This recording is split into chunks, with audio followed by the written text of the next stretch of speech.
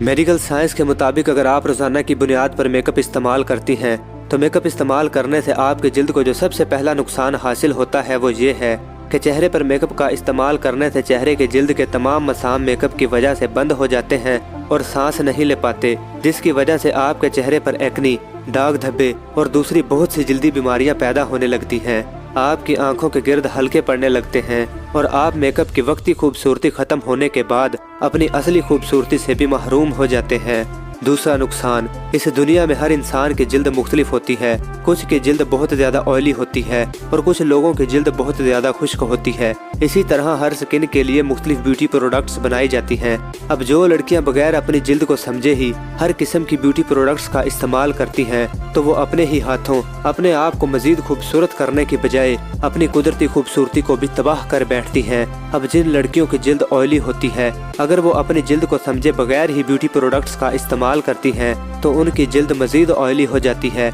और इसी तरह जिन लड़कियों की जिल्द खुश्क होती है और वो भी अपनी जिल्द के मुखालिफ ब्यूटी प्रोडक्ट्स और दीगर दूसरी किस्म की खतरनाक नाइट क्रीम्स का इस्तेमाल करती हैं तो उनकी जिल्द भी मजीद खुश्क हो जाती है और यूं उन लड़कियों का चेहरा अपनी कुदरती खूबसूरती से भी महरूम हो जाता है। मेकअप इस्तेमाल करने का तीसरा और सबसे बड़ा नुकसान ये है, स्किन कैंसर इस वक्त दुनिया में आम तौर पर पाए जाने वाली बीमारियों में से एक है। अमेरिका के अंदर मौजूद हर 5 में से एक खातून इस खतरनाक और जानलेवा बीमारी का शिकार है और हालिया दिनों में की गई एक तहकीक के मुताबिक मेडिकल साइंस इस नतीजे पर पहुंची है कि ब्यूटी प्रोडक्ट्स के अंदर मौजूद एर्सेनिक, सिलिका कैंसर जैसी खतरनाक बीमारियों का सबब बनते हैं। तो इस तरह